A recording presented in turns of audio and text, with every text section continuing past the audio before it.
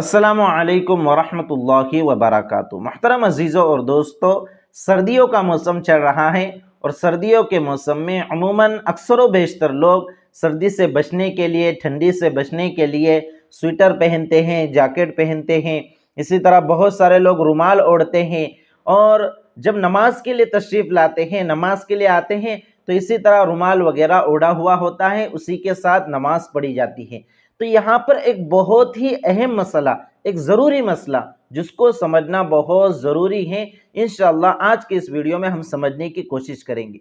वो मसला ये है कि नमाज में इस तरह से रुमाल ओढ़ना कि उसके दोनों सिरे, दोनों किनारे नीचे लटक रहे हों, ये जायज़ है या नहीं, इसका शरई हुक्म क्या है, इंशाअल्लाह इसको समझते हैं। मेरे अजीज़ों और दोस्तों, हदीस शरीफ में आता है कि आप सल्लल्लाहु अलैहि वसल्लम ने नमाज में सदल से मना फरमाया। सदल किसे कहते हैं?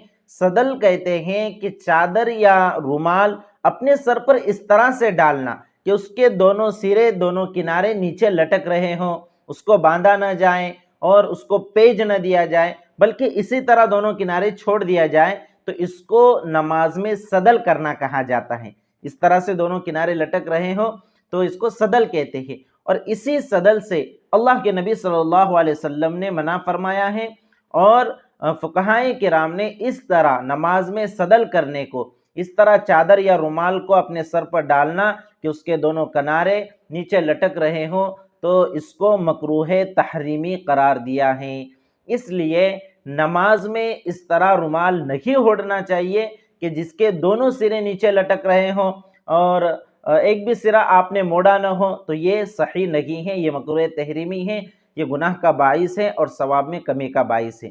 इसलिए आप इस बात का खास ख्याल रखें कि जब आप नमाज के लिए तशरीफ़ लाएं और अगर रुमाल वगैरह आपने ओढ़ा है तो आप उसको या तो पेज देकर बांध दे, चाहे आगे से बांधे, चाहे पीछे से बांधे, या फिर उसके एक किनारे को इस तरह से पीछे मोड़ दे। मैं आपको कर कर बतलाता हूँ सदल किसे कहते हैं, ये आपको प्रैक्टिकली तौर पर इंशाअल्लाह समझ में आ जाएगा। देखिए, नमाज में इस तरह से रुमाल ओढ़ना कि इसके दोनों सिरे, दोनों किनारे इस तरह नीचे लटकते रहें, इसको बांधा न जाए, इसको पेज न दिया जाए, तो इसको सदल कहा जाता है और ये नमाज में मकरूह तहरीमी है। हाँ, अगर आपने इसके एक सिरे को इस तरह से कंधे पर डाल दिया तो ये मकरूह नहीं होगा, या दोनों सिरों को इस तरह से कंधे पर डाल दिया तो ये मकरूह नहीं होगा, या फिर आपने इन दोनों किनारों को पकड़कर दोनों में पेज लगा दिया, इस तरह से अगर आपने पेज लगा दिया तो ये भी मकरूह नहीं होगा, या फिर पीछे की जानिब आपने इस तरह से करके पेज लगा दिया पीछे से, तो ये भी मकरूह नहीं होगा।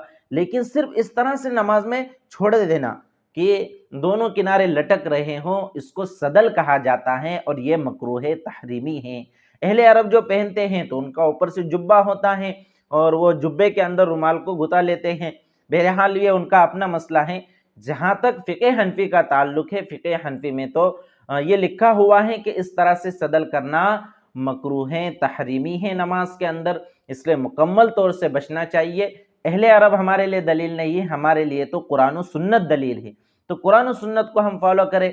हमें किसी के अमल को देखकर, किसी इलाके और किसी जगह के रिवाज को देखकर हमें उस पर अमल करने की ज़रूरत नहीं। बहुत सारे लोग ये कहते हैं भाई अरब में हमने देखा है इस तरह से रुमाल ओढ़ते हैं, इसी तरह से नमाज पढ़ते हैं, तो भाई ये उनका अपना मसला है, वो अपना मसला देखे, आप अपनी फ़िक्र करें।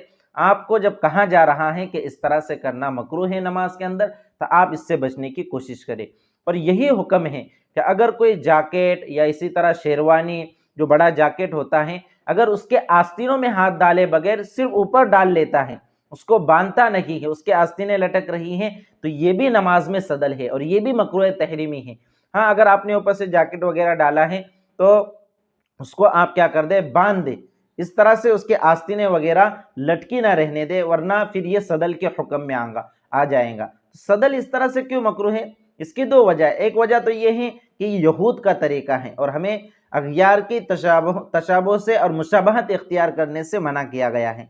दूसरी वजह यह है कि इस तरह रुमाल लटकाने से फिर बार बार नमाज में इसको समेटना पड़ता है। रुकू में जाएंगे समेटना पड़ेगा, सजदे में जाएंगे समेटना पड़ेगा, फिर कभी रुमाल आगे को हो जाएगा, कभी पीछे को हो जाएगा, तो नमाज में खुशू और खुजू की कैफियत में कमी आ जाएंगी, इसलिए भी यह मकरूह है। और वैसे हदीस शरीफ में इसको मना किया गया है, इसलिए हमें इसकी हिकमतों में पढ़े बगैर भी हमें इसको मान लेना है اس لیے نماز میں آپ اس طرح سے رومال نہ لٹکائے، بلکہ آپ کو اوڑھنا ہے تو آپ اس طرح سے اس کو پیچھے ڈال دیں، اس طرح سے اس کو پیچھے ڈال دیں، یا پھر اس کے دونوں سروں کو پکڑ کر آپ پیچ دے دیں، تاکہ پھر یہ صدل جو مکروہ ہیں اس کے حد سے باہر ہو جائیں اور آپ سردی سے اور ٹھنڈی سے بھی بچ سکے۔ بہت سارے لوگوں کو دیکھا جاتا ہے اس طرح نماز میں رومال لٹکاتے ہیں، اس لیے سوچا کہ اس کے تعلق سے مسئلہ بتا دیا جائے تاکہ لوگوں کا فائدہ ہو۔ آپ کو اگر اس ویڈیو سے فائدہ ہو تو آپ دوسروں تک بھی اس کو شیئر کیجئے تاکہ دوسرے لوگ بھی اس مکروہ عمل سے بچ سکے۔ والسلام علیکم ورحمۃ اللہ وبرکاتہ۔